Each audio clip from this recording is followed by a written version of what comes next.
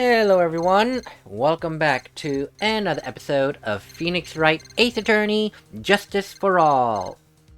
I don't think I need to say much about the last episode, except we're defending the man. Excuse me, we're defending the man who hired Shelley de Calais. That's all. And speaking of the devil, Shelley de Calais is calling. Mr. Nick, the transceiver! I'm sorry for what happened earlier. Now then, Mr. Attorney, do you wager you can obtain an acquittal tomorrow? My, what is the matter, Mr. Attorney? I don't sense your usual anger this time. Tell me, please, why are you holding Maya hostage for Mr. Ungard's sake? Why are you doing this for that cold-blooded killer? Right? Please, don't misunderstand things. He is my client. Don't toy with me. A man who hires an assassin is just as much of a killer himself. I believe you were asking me for a reason as to why I am doing what I am. Yeah. This is what I like to call my aftercare. What the heck is aftercare? My name carries a certain amount of honor and dignity, Mr. Attorney. I take great care to ensure no suspicion falls upon my clients for their handiwork. That is what I call client relations, and it is a part of an assassin's duty. An assassin's duty? We were unlucky this time, and my client was arrested as a suspect. As a result, I did what I had to do to enlist your expert help, Mr. Attorney, and to ensure that you would do everything in your power to the very end. What is your name? I believe I told you once before. However, you did, but my name is de Calais. Shelley de Calais. You're Shelley de Calais! Please keep in mind, you do not have much space to maneuver with me. As a de Calais, I always finish what I set out to do. If you fail to keep up your end of the bargain... Maya! It would be my duty as an assassin to see to it she receives a nice long nap. No! Now then, if you'll excuse me, if someone were to trace this signal back to me, it would be quite troublesome. Meow. Mr. Maya! Mr. Maya! I am not even going to try with the crying voice anymore. I'm just done. I don't know what to say. Edgeworth. Did you hear that? At the end of the transmission. Ooh, yes. Huh? Oh, that. It sounded like a cat. A cat? It can't be. That cat. Can it? What is it?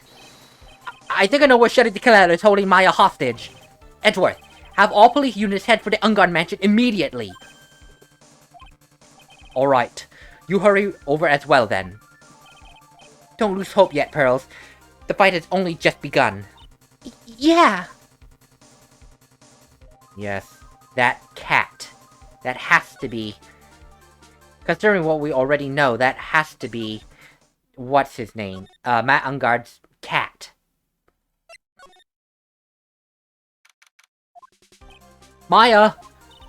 Please answer us! Mr. Maya! We have this area completely surrounded. There is no way for him to escape. Assuming he's still in the area. I can't believe it. That butler! All this time he was de Calais. He and Ungard were working together all this time. I'm sure they had worked out a contingency plan ahead of time. Well, there is something that we're missing. I mean, that's new. Sorry, not missing, that's new. Oh, it's a figurine of a bear. But there are lots of cuts in it for some reason. A wooden bear-shaped figure, covered in many thin cuts. A bear? Isn't that more of a thing for Mr. Correda? Why would something like this be here? Right. Look down. There's a little pet door installed here. I'm sure that's for Shue. Do you think that this came through that little door? This door. It's locked. Well, I'm pretty used to breaking doors down by now. Let's go, Edgeworth.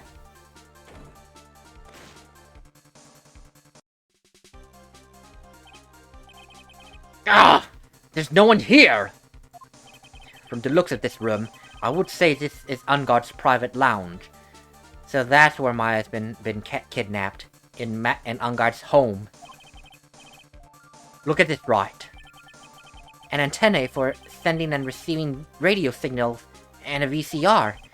Check inside the deck. If there's a tape, it would be an important piece of evidence. If we're lucky, it'll have the moment a crime was committed recorded on it. I'm sorry, Wright, but the tape deck is empty. There's no tape to be found. No. But there's no mistaking that someone used this to record something. It looks like someone took the tape we're looking for and escaped with it. Can I go down to the wine cellar? We searched all over, but it looks like he got away. I'm sorry.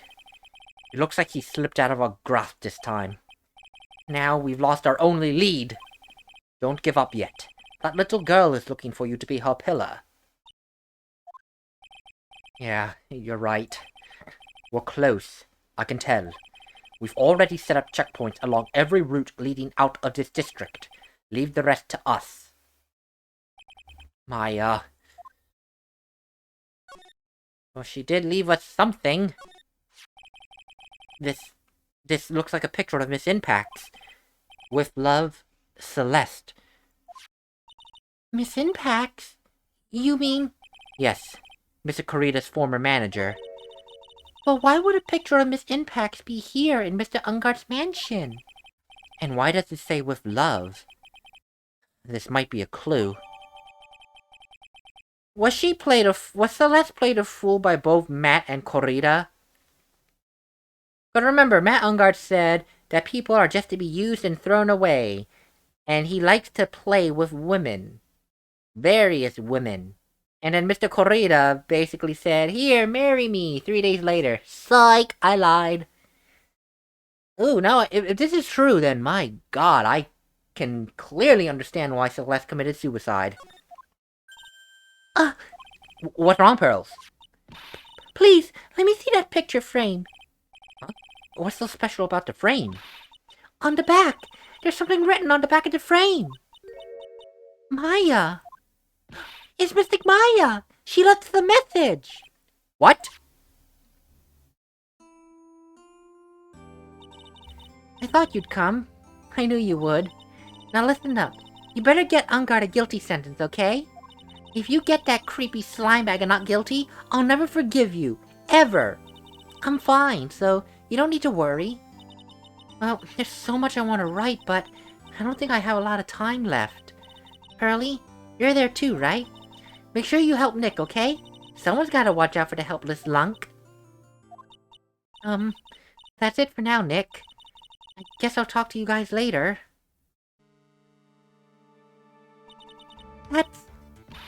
No!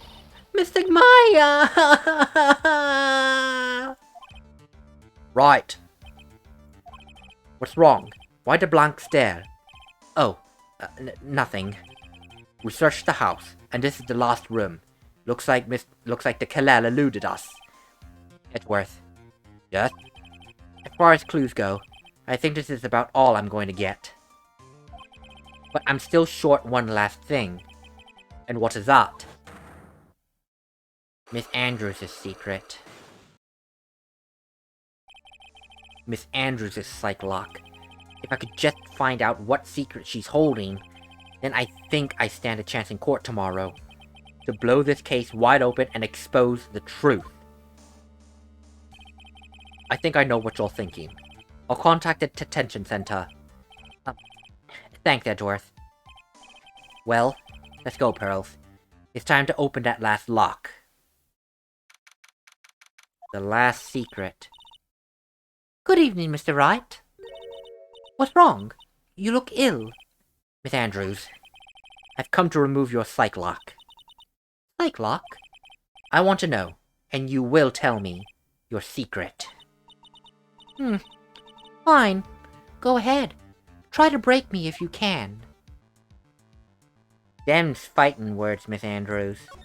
And I need to know, for the sake of the trial tomorrow, if we're to have any hope to reverse this entire mess, I need to know, what are you hiding?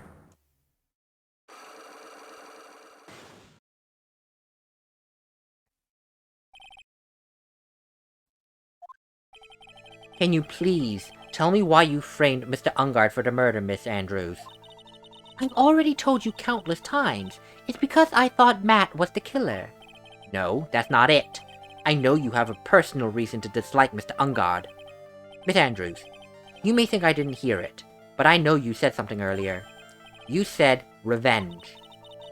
So, are you saying I was taking my revenge out on Matt, and that's why? Well, what an absurd idea. I don't have anything I want to take revenge for. Miss Andrews, a woman who lives by being dependent on other people. There is something or someone in her past that would make her take revenge. We found that picture frame in Matt's house. With love, Celeste. Never mind, maybe not the picture frame. Are you trying to help or hurt Matt with what you're doing? Huh? What do you mean? This random haphazard throwing out of evidence you're so fond of doing. That's not what I was trying to do at all. Then refrain from doing it anymore. I guess I screwed up big again. So you're saying I was taking my revenge on Matt, and oh yeah, you said that. Okay, maybe not the picture frame yet. Rather, I should present Miss Impacts. No, not her. There we go. Celeste! There's only one catalyst that could cause you such strong feelings, even revenge, and that is Miss Impacts' suicide. What are you trying to say? Celeste was Juan's manager. On top of that, the one who hid her suicide note was also Juan. What does all this have to do with Matt? You're right. You haven't mentioned him. Yet. But for you to hate Mr. Ungard, it would mean that he must have had some relation to Miss Impacts and her suicide. Well then, can you explain to me this relation between Celeste and Matt?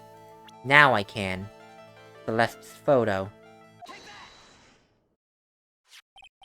This is a photo of Miss Impacts, correct? She looks younger than when she passed away, though. With love. Celeste. This is Miss Impacts' handwriting, isn't it? Where did you find this? No, that's alright. It was a rhetorical question. Yeah, it is. I found this at Mr. Ungard's mansion. And after all this time, my last remaining secret has been revealed. Of why she hates Ungard so much. Because Matt Ungard threw away Celeste Impacts like a piece of trash. And then Juan Corrida did the same. That's why she hates both of them. And why she framed Juan for this. Celeste. She was supposed to get married to Juan. Yes, but I heard it didn't work out. Because Mr. Corrida didn't want to get married to her anymore, right? Yes, because of Matt. Because of Mr. Ungard? What do you mean? I think I can see where this is going. Celeste. She was Matt's manager a long time ago. She was the happiest woman in the world at the time. I was working part-time back then, and I often saw the two of them together. So that's why. With love, Celeste is written on that frame of the picture. They were a couple, weren't they? It wasn't anything as splendid as that. Celeste was being used. Toyed with until she was thrown away. That's so horrible! Matt's entire image is built around how nice and wonderful of a man he is. A scandal would have destroyed that. Which is why Celeste in her kindness moved over to Worldwide Studios. And that is where she met Juan. She seemed really happy with him, even happier than when she was with Matt. Celeste and Juan, it was such a good match that they were even planning to get married. And then, it was suddenly called off. On the night Juan called their marriage off, Celeste, she killed herself. And that's why I framed Matt. It was revenge for Celeste and myself. I'm sure even you can guess why Juan called the wedding off, right? Matt confessed to Juan about his relationship with Celeste. I see. So that's what happened. But then why did Mr. Corrida have to call off the wedding? I don't understand at all. It was probably because of his worthless male pride. Juan and Matt were always fierce rivals. Matt waited for the wedding announcement and then unleashed truth on Matt. Juan! He was aiming for when it would hurt Juan the most. Enormous impacts. That wasn't the end of it. That day, I'm almost certain that Celeste left behind a suicide note. And in that note, she left a detailed account of Matt's various misdeeds and, so that she would never again be hurt by Matt, she chose to die. Then when Juan discovered her body, he hid her note. But why would he do that? It's simple. Juan realized the note was a powerful weapon against Matt, and it would be especially damaging to his refreshing like a spring breeze image. In any case, with his pride hurt, Juan sought revenge. Revenge. There's that word again. Juan wanted to publicly disclose the contents of that suicide note. At a time that would cause Matt the most damage, of course. And that would be at the press conference after the stage show. I know all about it, because I heard it all from Juan. It was so I could find out about all this that I drew close to Juan to begin with. They're quite a pair of hideous monsters, aren't they? Even Celeste's death was something for them to use in their game. That night, when I found Juan's body, it was only natural that I thought the murderer was Matt. Those two were always spying on one another after all. As for me, I was frantically searching for Celeste's suicide note. I wanted to destroy it before it ever went public. I was going to burn it.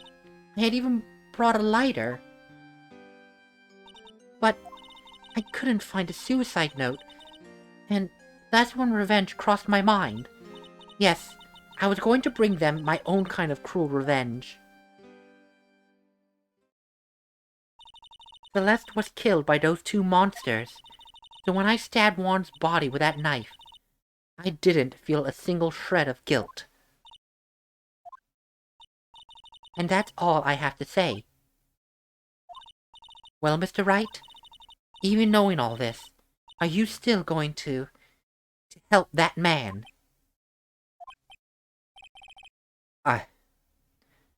I'm a lawyer, Miss Andrews. I see. What a foul profession.